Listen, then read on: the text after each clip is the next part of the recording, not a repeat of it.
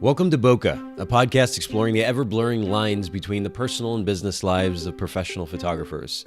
This is your host, Nathan Holritz, and I'm so excited to have you join me in connecting with photographers and entrepreneurs in the photography industry as we discuss photography, building a business, and still having a life through it all.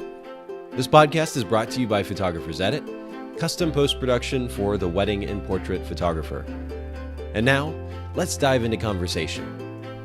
All right, so we are live. I always want to say we're live, even though we're not officially live. We'll actually post this interview later on, but I'm here with Lacey Oltman. We were just talking about how to actually pronounce your name, your last name correctly, and your response was quite hilarious. You said after 16 years of being married, you're still trying to figure that out.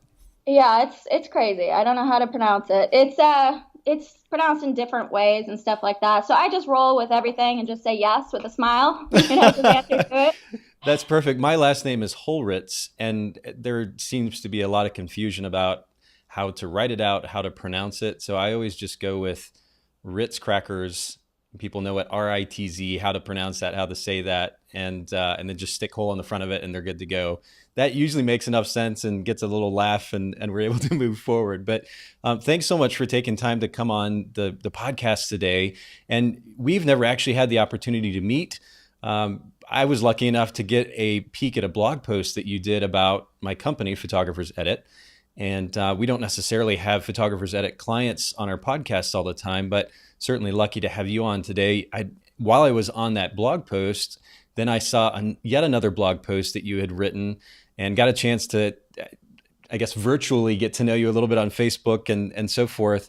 And it just seemed like a really awesome opportunity if we were going to be able to have you on and have some conversation, because you've got just glancing at your kind of online profile, you've got this really badass look about you and vibe about you that is driven by a seeming wonderful passion for life. And in fact, your website, in the About section of your website, you've posted a quote, and I think this, I'd be curious to get your take on why this quote means so much to you, but you posted a quote by E.B. White that says, "I wake up every morning determined to both change the world and have one hell of a good time." What does that mean to you, and why do you have that on your website? Well, first of all, thank you for all the compliments. That means the world to me. It's always nice to have those positive affirmations, about yourself, especially when you're in the creative, artistic world. For sure. Because you as equally receive the criticism as well. So I dig that. The reason why that quote means a lot to me is simply because, you have one life, are you going to live it mediocre? Are you just not going to move? Or, what?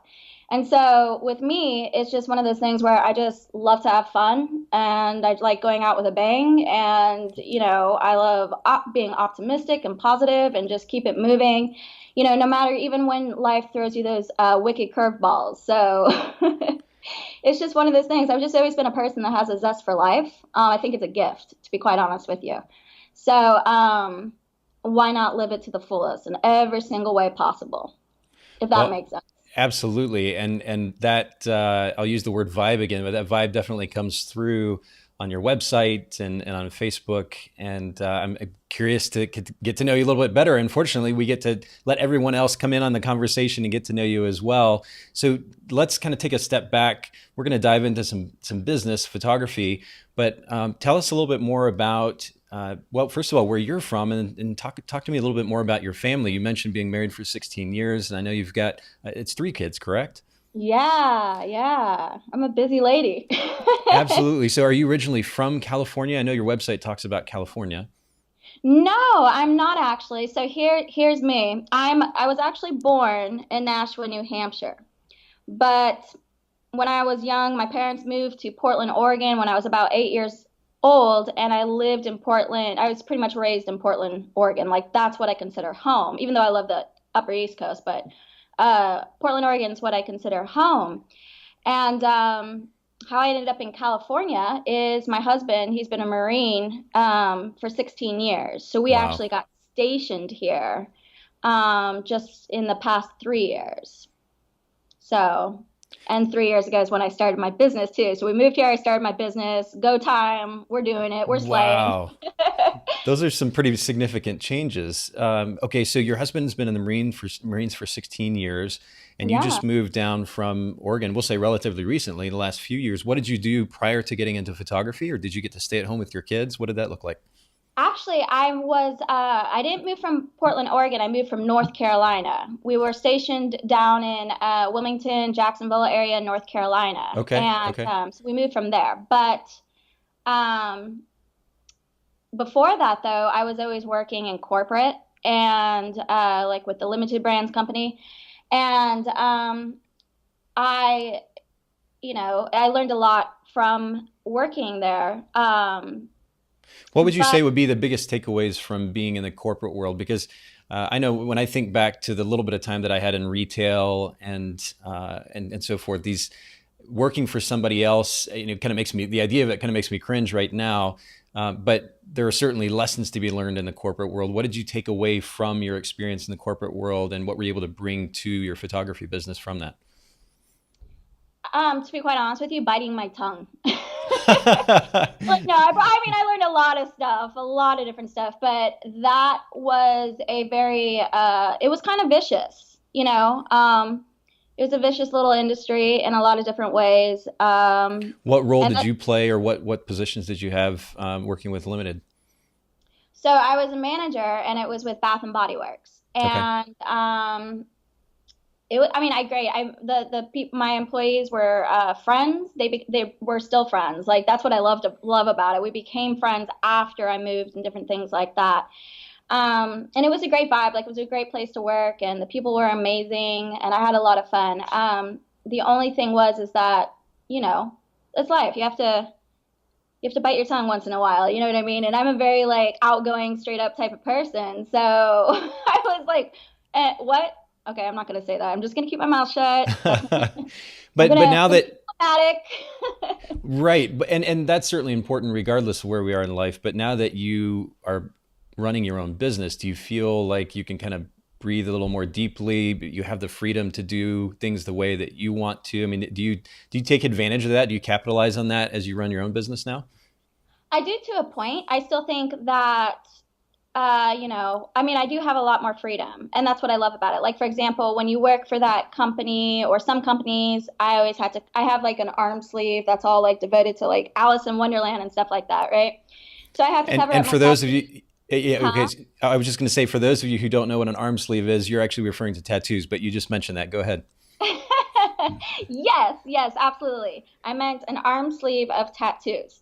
Um, and I had to cover it, just different things like that where they were about like, equality in different ways and but yet I had to cover up my tattoos, which wasn't that big of a deal. It's a job, you do what you got to do. Sure. But with me, the way I am, I am not a person. It's not really, my personality to ever hide anything about myself as far as like expression. You know what I mean? Like I am who I am. This is what I look like. This is what I dress like. This is what I act like.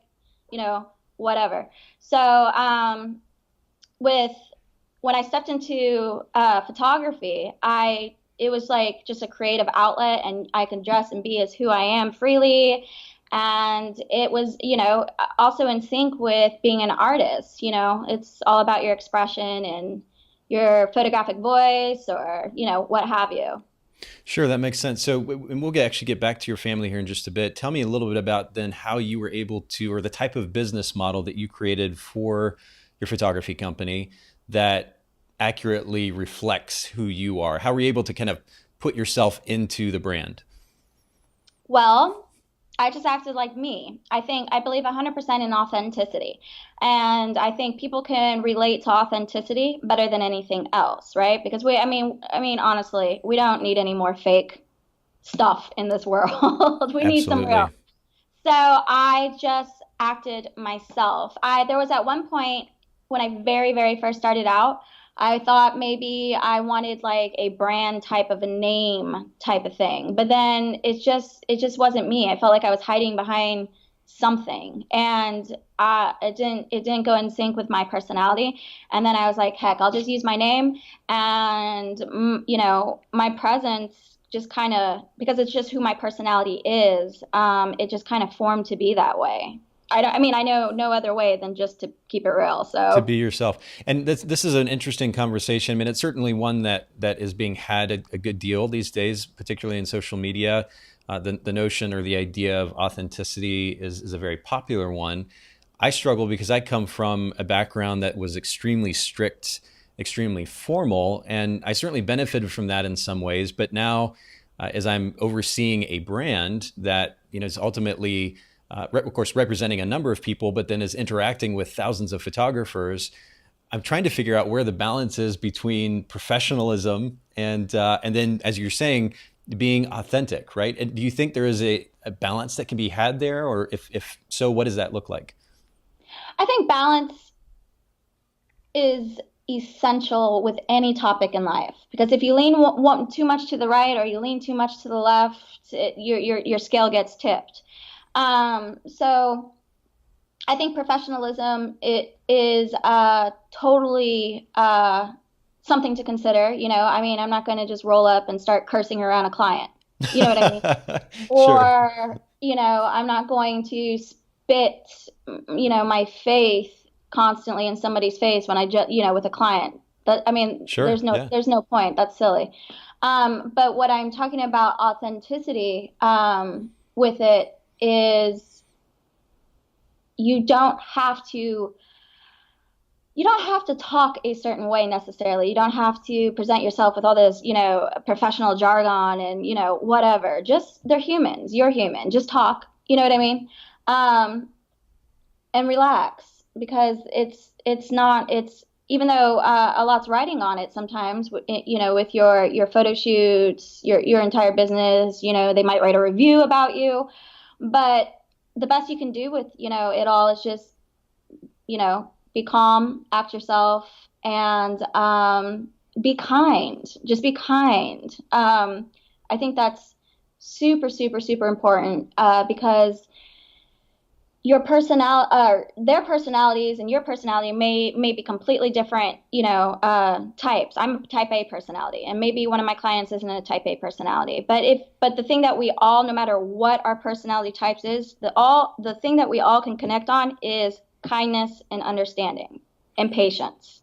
So And I just combine that with an interesting personality such as yours, and I bet they're very easily attracted to your brand. That's really, really powerful. Would you say so? Have you've got this certain edge about you that's a bit unique, and are you able to, or do you tend to draw a particular client base that reflects that edge, or do you see that you're working with a variety of clients? What does that look like for you? It's a combination of the two. I work with a variety of clients, a variety of topics and personality types. Some are more, they express me because I always ask, because I would like the feedback just to test to see the water sometimes, like, okay, am I doing this right? Is this good? Is that good? Um, so I get feedback that they were just drawn to me simply because of my work. And then they got to know me, and then they eventually liked my personality. Or they were drawn to me because of, let's say, on Instagram, my online presence, my personality shines, and they're like, wow, she's like a really cool, down to earth type of person. And so they were drawn to that, and then of course they looked at my work, and then it went further with booking with me and stuff like that. If that answered your question Sure. correctly. Yeah. Yeah. That makes sense. So it looks like you are working with a variety of clients. Now, what type of photography are you specializing in at this point? Destination weddings and lifestyle photography. For some reason, commercial photography fell in my lap, and I had no intention in the very get-go to go that route, but it just kept on coming. So I was like, all right, let's do this. So you added that to the mix as well. Now, I have. destination weddings, also a very, very popular genre. Are these weddings coming to the San Diego area, or are you traveling to photograph clients elsewhere? It is a combination of the two. They fly here, or I fly out to them. Okay. And as it's such a popular genre, and of course the natural appeal there in many cases that you get to travel somewhere, which is really fun. It's really exciting. And ideally you're presented with a venue that's really beautiful as well. How do you actually set yourself apart though? And what is, I'm sure, a very crowded photography industry there in the San Diego area? How are you actually able to position yourself effectively against the brands in the area? I don't sweat it, to be quite honest with you. There's like a billion people on this planet. There's enough business for everybody. I love it. I love it. No, seriously, like think about it. I am not sweating this. Nowadays, I've noticed everybody's a photographer. Um, and I think that, again, the right clients, if you target your ideal client, um, they'll just come, and just as long as you're constantly putting forth the effort to put yourself out there, they just come. Absolutely. That makes sense. And when you say target the right client, how are you specifically going about targeting that client or putting your name out there? I mean, marketing obviously is the traditional word that's used, but how are you going about that process? How I went about that process was, first of all, I didn't know that there was an ideal client. Like, I literally, in the beginning of my career, I just took on whatever, Yes. and then I realized, oh, no, no, no, no, we do not want to take on whatever, because it turns into something interesting sometimes. So what I did is just think up of who my ideal client is, and what does she look like? Where does she go? Where does she eat? Is she married? Is she not married? Where does she shop at? And different things like that. Like, create this real person, give her a name, and once I made that little story up, I then knew how to utilize my marketing to target that ideal client when I make posts on my Instagram, for example, or Facebook or whatever. Even though Instagram is far better, I like it better than Facebook, but Sure. that's how I worked it. Like, who is this real person, and how do I talk to you? You know what I mean? Absolutely. And I love the simple logic of that. It's very easy in life to kind of overcomplicate things. And you've just stripped it down to the basics. You said, this is who I'm wanting to attract as a client. This is the language that they speak, and I'm going to speak that language. And that's how you're drawing them in. That's really powerful. Can you speak to the percentage of clients that you get from, let's say, a Google search, which leads to your website, versus Facebook or Instagram? Have you been able to kind of break that down? Yes, and honestly, I feel that I feel, even though Google's great and stuff like that, people look anything up on there. I feel that Instagram, or utilizing my Facebook business page, Instagram more so though, really reaches people. It gives you they have image, they see your pictures, and they're like, oh, this is what she looks like. Oh, this is where she eats. Oh, she took a picture of some sunglasses and some palm trees, and oh, I can relate to that. And I think that has been a better platform with utilizing for advertising, or marketing in general.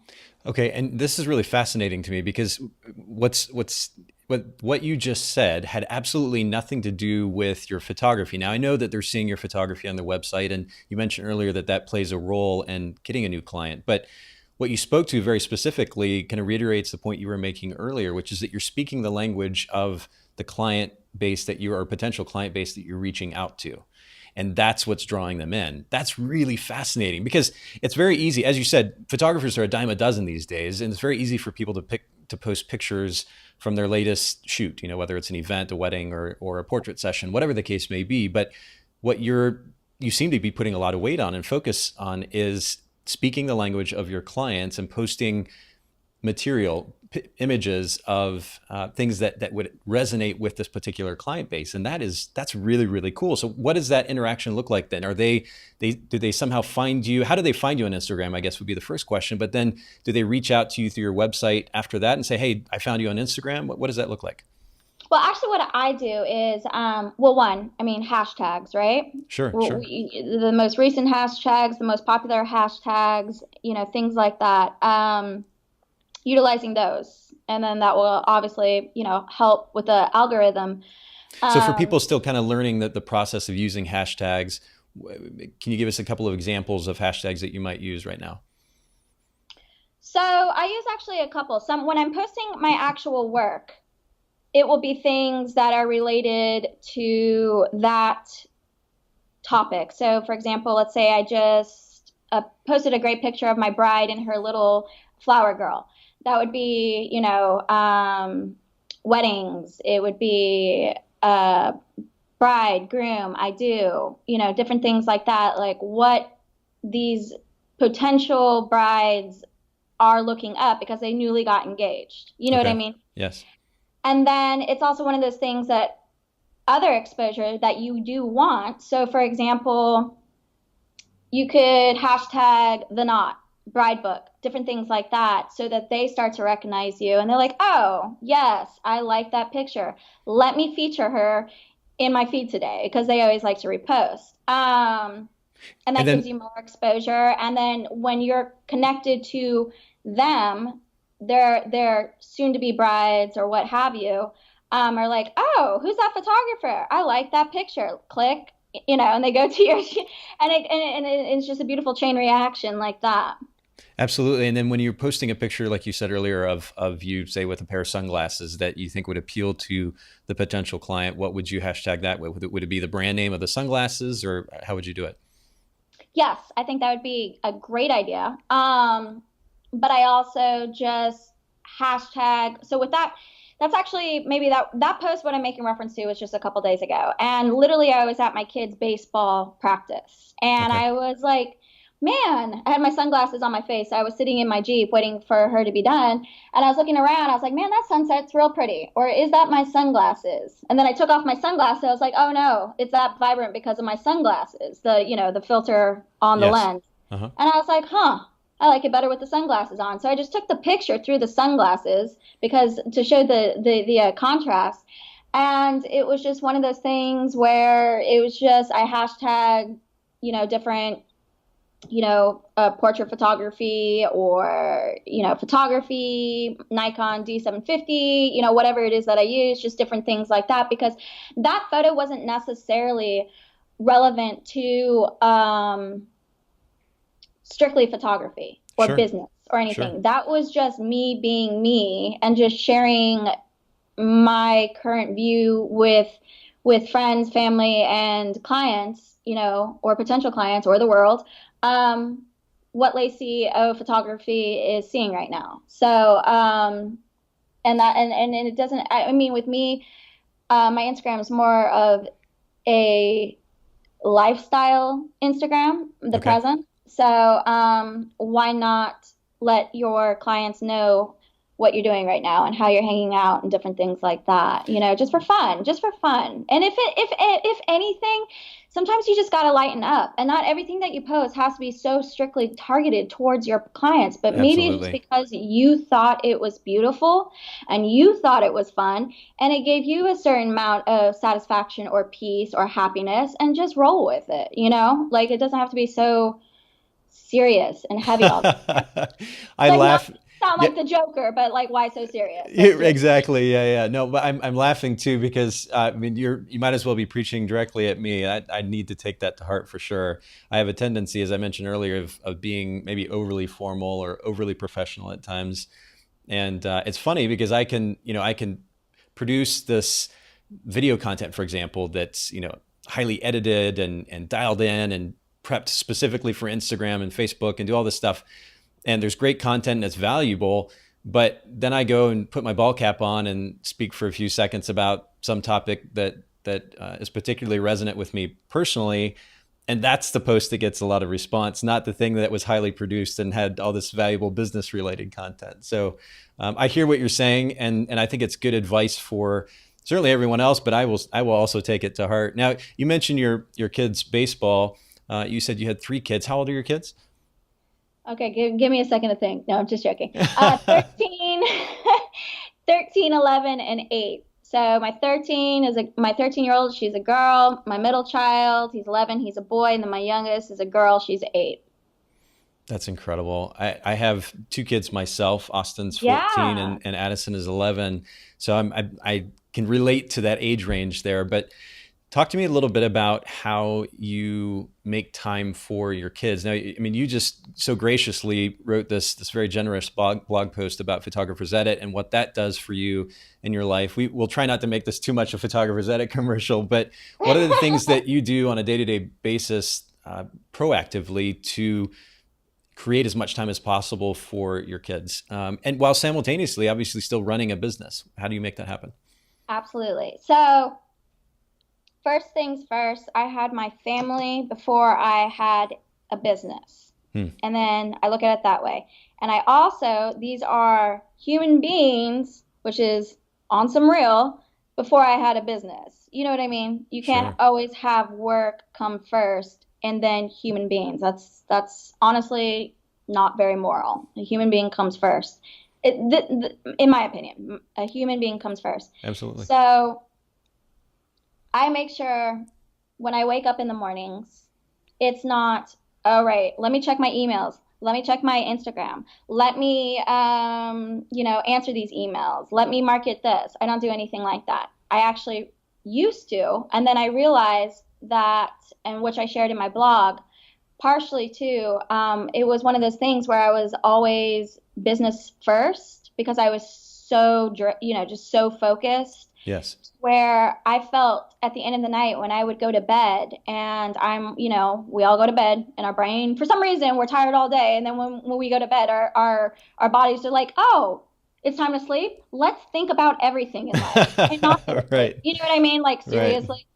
But I would feel like this sense of guilt and sadness inside. And like I would be like, Lacey, did you even ask Gracie how, that's my youngest, Gracie, how her day was today? No, you Hmm. did not. You gave her snack, you told her her chores, and you also, whatever. Okay, honey. Yeah, yeah, Wow. yeah. Mommy's working. Yeah. Like, stuff like that. Yeah. But I didn't ask you how your day was. Maybe there was something really important my child needed to talk to me about. Or even if it wasn't anything that was on a serious topic, like, a kid bullying her at school or something lame like that, maybe it was my kid just needed a hug and that just certain amount of attention. And when I kind of noticed, okay, Lacey, it's been X amount of time, you keep on going to bed and you have these thoughts, we need to make a change. So what is that change? Business does not come first. My peace is not going to be disrupted, when I first wake up in the morning where I'm like, hit the deck and I'm like, go time, Yeah. work, work, work, work, work. I'm more like, let's wake up. And things that I do is, Lord knows, brew a serious mean cup of coffee because I need that. I need that. Yes, Like absolutely. mud, thick coffee. And then, help the kids get ready for school. And we talk about, having a good day. I always, every morning, remind my children, be kind, do the right thing. And then, of course, be careful crossing the intersection. There's a little crosswalk here in my neighborhood that Sure. they walk to the school. And just different affirmations that they need to help them feel focused. And then what I do is, well, what else does need to be done around the house first? Because you can't necessarily work in chaos because it's not good for you, it's not good for your kids, it's not good for your significant other, or even if you don't have one and you're just a single parent, you need that structure. So, all right, let's put up a load of laundry and let's tidy up the kitchen real quick. I allow myself an hour of cleaning. And then I roll into.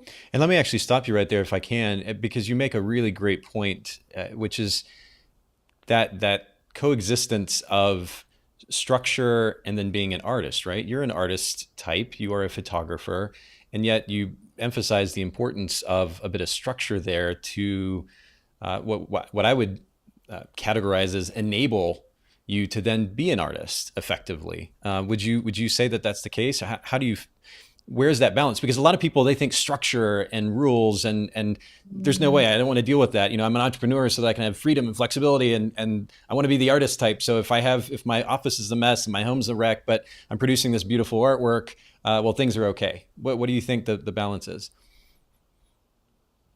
I think you have a responsibility at both ends. Hmm. So you need to take care a little on one end, and you need to execute the other end, if that makes sense. Sure. So we're back to that balance idea again, huh? I really think so. I think balance Yeah. in everything is important. And let's just say, because I mean, I'm not going to keep it real. I'm not like this super perfect photographer and super perfect Susie homemaker. I mean, literally, there's been some days where I look at the laundry and I was like, yeah, no, I'm good. I'm good. Let me go do something else right now. I'm gonna go. I'm just gonna go edit some photos or something like that because I just don't feel like dealing with that right now. Sure. And so it's not like every single day I hit the deck like this perfectly balanced human being. I just have found when things start to get out of balance, that's where I always find myself redirecting my business or family towards is that balance. And I get the best satisfaction and peace, inner peace out of the balance that you brought up, which is honestly like balance. That's such a great word if you think about it. And in the end, it is very. I find it also a bit ironic because it's subjective, right? It's subjective for everyone. Balance looks differently for everyone. But I think it's fascinating to hear that you actually prioritize cleaning things up at the beginning of the day versus kind of pushing that to the end of the day when you're going to be exhausted anyway and probably less motivated to do it. You actually prioritize that before you get into work, and that's really interesting. But I didn't want to cut you off, but I wanted to make sure that we emphasize that point. So I'll let you kind of continue with the way that you structure your day to make time for your kids. Oh, well, also, I think it's really important when your kids become of a certain age, you know what? You're not a maid. Give them some chores. Let the kids start Absolutely. doing something.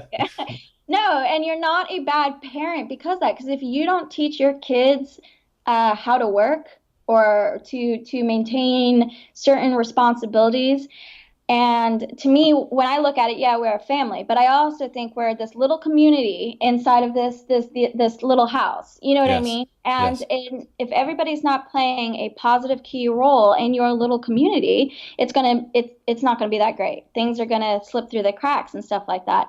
So when I started my photography business, now granted, this doesn't necessarily apply to parents that have like youngins, like you can't really implement this with a A 6 month six-month-old. old. Yeah, Yeah. yeah. But when they're of an age, and I'm talking like for me with my children, I started chores when I think they were 2 and 3. Yes. And it's simply because of like clean your room. We put away our toys. Yes, we sang the clean up Barney song, stuff like that. I mean, seriously, you got to make it fun. Oh yeah. But now that they're at this, older age with my children, and when I started my photography business, I was just like, why is mommy doing everything? Now, granted, first, let me say, I have an amazing spouse who just jumps in and helps without even, me even ever having to ask, but he's a Marine. That's what they do. Um, but I kind of realized too, because, I'm so busy now and my husband's, such a busy Marine that my children they could take on a lot of stuff because the majority of the stuff that we're doing, as parents are for those children. So they can, help out, start the laundry, clean the kitchen for mommy if she's still working and editing and dad's still, at work or, whatever. Simply so that this household can run efficiently. Because Absolutely. if you don't have that, then you have that chaos, and then the negativity sets in, and the arguing sets in, Yep. and then everybody lose their positive vibe, and that's not a good look. No, and I think that's a great point. And you also mentioned teaching them responsibility, which is extremely important. I mean, I'm referred to the kind of strict upbringing that I came up in, and one of the positive takeaways from that was learning that discipline and learning the structure and learning responsibility. And it's certainly something that I have or continue to teach my kids as well. I think that's really, really powerful on multiple levels. Now, take us kind of fast forward a little bit to the evenings. I know a lot of times running a business, and I shot as many as 30 or 40 weddings in a year at one point. So I know what it's like to run Yeah. a busy photography business. You get to the evening time, and even now actually helping run photographers edit, 5:30, 6 o'clock. And I'm like, oh, I know I need to shut down and start getting dinner ready for the kids. But I really want to finish this one last thing. How do you kind of create that cutoff point and make sure that you're giving your kids time in the evenings as well? I just do it. I I love I it. just I just like, I know there's not like, honestly, there's not, I don't feel that there's some deep freaking advice that I can give you. I Yeah. really don't. It is literally where you're just like, either you value this more than that. And this, and my perspective with it all, with my family and my business is, I mean, I know this is like super serious thought, but if I lost my photography business, would that ruin my life? No, it would Hmm. not. But let's say, and I say this in the most gentle, compassionate, humblest form, Sure. but God forbid if I lost one of my babies or my husband, Yeah. which I do know people personally, that have gone through that. And so they, just being with them through that process, they have taught me. If I lost one of those, does that matter more? Hmm. Yes, forever does that matter more. Yeah. So you have your time with the people that you love, only for a certain amount of time. You know what I mean? And so to me, money and with business and fame and fortune, or whatever, um, at the end of the day, the way I look at it, and maybe I'm being like super deep here, but at the end of the day, when you go out of this world, is that the stuff that truly matters? No, it's not. It Yeah. really isn't. Yeah. With all of us humans, I mean, we no matter what type of person, no matter your upbringing, your personality type, your geographical location, what have you, we all have a desire to feel needed, loved, and and want to give forth that. You know what I mean? And I mean When that, I, I don't know, that just to me matters more. It really well, does. and that shines through, and yet I also love and you did kind of go deep there, which is also wonderful, but then the simplicity of just simply making a choice to do it, to prioritize it. In this case, we're talking about the evening schedule, to cut off work and go take care of the kids or spend time with them. Just that simple Yeah. choice. It really is that easy in the end. And like I said before, it's easy to overcomplicate things in life, especially in the kind of first world existence that we're in, where we have so many choices, so many options. But just that simple choice to prioritize time with them, that's a beautiful thing, and it's a good reminder, and it's good advice for everyone, whether it's with kids or partner, family, close friends. It's such a powerful piece of advice. I actually want to. We're kind of coming to the end of our conversation here, but to further emphasize the priority um, for you that is your family, I'd love to read, if I can, this kind of short blog post that you wrote to your husband, and I'm going to try to do it without getting choked up myself, because Oh, I'm you're gonna make me blush, and you all can't even see me blushing right now. a well, I mean, I'm a bit of a romantic myself, but I think the priority that you put on your relationships with your family will really shine through in this. But I'll go ahead and read it. You wrote this back in April, and the title is "To My Best Friend." I met you on this very day, April 1st, back in 2003. 13 years later, I adore you still, like it was the first day we met. This blog post is to thank you for being wonderfully you. I want to thank you for seeing a talent in me that I overlooked for 10 years and help grow that talent into a successful business. I should have listened sooner. I want to thank you for picking me up when I felt heavy and down, being my light when I couldn't see straight because I was so frustrated and lost. When things felt sticky and overwhelming and I wanted to give up, you encouraged me to keep going. I want to thank you for the little love tokens you do, because you know it helps me, like bringing me coffee every morning because you know I was up late creating, working, and barely slept. Dealing with my grumpy morning attitude is not fun, I know. I don't really like myself either in the mornings. And you put a little winky face there. I want to thank you for setting the example of leadership in your household and in the Marine Corps. It's a wonderful feeling to be a woman who could say your spouse is the epitome of what a real man is and should be. I want to thank you for loving me when I wasn't really lovable. When we love someone at their darkest, we then teach them how to truly love. Thank you for teaching me how to let my love grow. To my best friend, I love you. And I think that's just so powerful and really speaks again to the priority that you put on your relationship with your family. And, that's what ultimately this podcast centers around: the idea of creating free time for ourselves as entrepreneurs. And of course, what that enables, I think that the most important thing that enables is ultimately time with those closest to us, with our family, with our close friends. And I just love to see that priority come through, not just in our conversation, but even in what you put out there for everyone else. And I think that's just a really beautiful thing. So thanks for allowing me to share that. And thanks for sharing with us today, both your business and also your personal life. Where can everyone find you online? What's the best way to see your work and what you're doing? Well, you can find me on Instagram at Lacio Photography. And then, of course, that has a link in my bio to my website, my blog, etc. I think that would be the best way. And you can also find me on Facebook the same way. Awesome. Thank you so much. Thanks so much for listening to the Bokeh Podcast. If you'd like to hear a particular photographer or entrepreneur in a future episode, don't hesitate to email me, nathan@photographersedit.com. The Bokeh Podcast is brought to you by Photographers Edit, custom post-production for the wedding and portrait photographer.